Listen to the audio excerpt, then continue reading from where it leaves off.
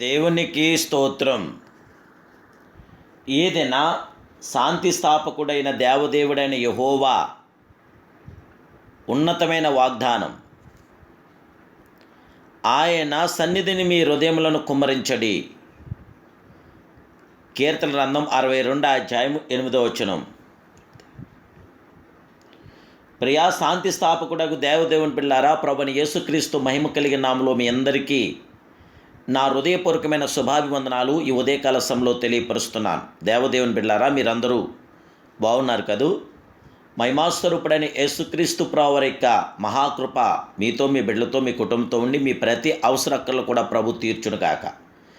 దేవాదేవుడు తన పరిపూర్ణమైన కార్యం జరిగించి మీ ప్రార్థనా విన్నపాలు ఆయన ఆలకించి మన ప్రార్థనకు తగిన ప్రతిఫలం ఆయన దయచేయును గాక. దేవుని బిడ్డలారా, మన ప్రియ ప్రభు అయిన దేవుడు శాంతి స్థాపకుడు. ఆయనే గణనీయుడు, మహాగణుడు, పరిశుద్ధుడు. ఆయన సన్నిధిని మీ హృదయమును కుమ్మరించండి అనున్నది దావీదు అనుభవం నుండి వచ్చిన మాటలివి. మనము ఆ దేవాదేవుడి యొక్క సన్నిధానం ప్రార్థించినప్పుడు ప్రార్థనకు తగిన ప్రతిఫలం మనం పొందగలదు. విరిగిన మనసే దేవునికి ఇష్టమైన బలులు. దేవా, విరిగి నలిగిన హృదయంలో నీవు అలక్ష్యము చేయవు. దావీదు తన హృదయమును కుమ్మరించి ప్రార్థించడం వలన లభించు ఫలితమును గ్రహించి నాడు గనుక అలాగు చేసి తన పాపముల నుండి, దేవుని కోపాగ్ని నుండి తప్పించుకోగలిగాడు. జనులారా, ఎల్లప్పుడూ ఆయన యందు నమ్మిక ఉంచండి. ఆయన సన్నిధిని మీ హృదయంలో కుమ్మరించండి. ఆయన సన్నిధిని మన హృదయంలో కుమ్మరించినప్పుడు అద్భుతమైన ఆశ్చర్యకరమైన కార్యం మనం పొందగలం. కన్నీటి ప్రవర్త అనియు ఇర్మియా పిలుబట్టకు కారణము కలదు. తన నరముల యందును రక్తనాళముల యందును దేశమునకు రాబోవు నాశనము మరియు యెరూషలేము మీదకు రాబోవు దేవుని ఉగ్రతను గూర్చిన భారము కలిగి ఉన్నాడు. దేవుడు తన ప్రజల కొరకు ఎలాగూ పరితపించనో అలాగూ పరితపించి ప్రార్థించడకు కావలసిన ప్రార్థన ఆత్మను కలిగి ఉండాను.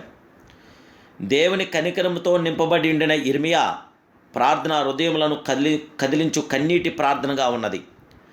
సియోను కుమారుని ఉద్దేశించి అతడు ఇలాగు పలికాడు: నీవు లేచి రేయి మొదటి జామున మొరపెట్టుము, నీళ్లు కుమ్మరించినట్లు ప్రభు సన్నిధాన్ని హృదయం కుమ్మరించమని విలాపవాక్యం 2:19 తెలియపరుస్తుంది. దేవుని బిడ్డలారా, కన్నీటి ప్రార్థన ద్వారా దేవుని నామానికి మహిమకరంగా మనకు ఆశీర్వాదాలు మనం పొందగలదు.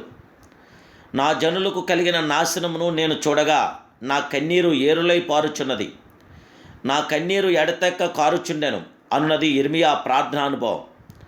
దేవదేవుని బిడ్డలారా, ఇర్మియా తన ప్రార్థన ద్వారా జయ విజయాలు పొందగలిగాడు. ఈరోజు మనము కూడా కన్నీటి ప్రార్థన ద్వారా శత్రు బలమంత్రం మీద మన విజయాన్ని పొంది కన్నీటి ప్రార్థన ద్వారా దేవునికి కార్యాభివృద్ధి మనం పొందటానికి మనం ముందుకు సాగాలి.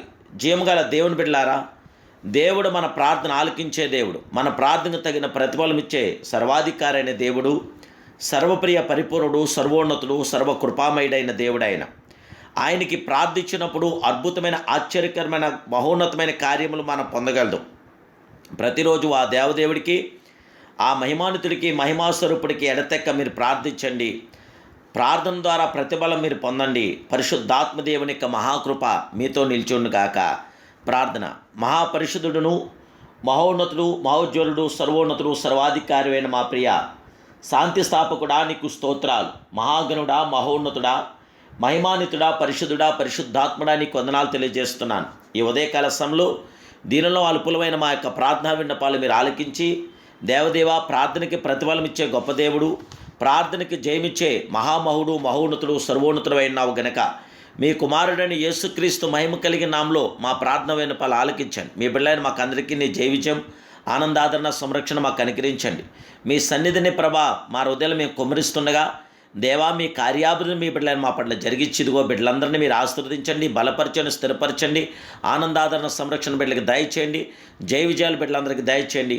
నాయన, బిడ్డల పక్షాన మీ కృపాకి నాలో దింపచేసి మీ నామనికే మహిమ పొందమని, మీ నామనికే ఘనత పొందమని, వీళ్ళందరినీ ఆశ్రయించి దీవించమని యేసుక్రీస్తు సర్వోన్నత నామములో ప్రార్థిస్తున్నాను పరమ తండ్రి.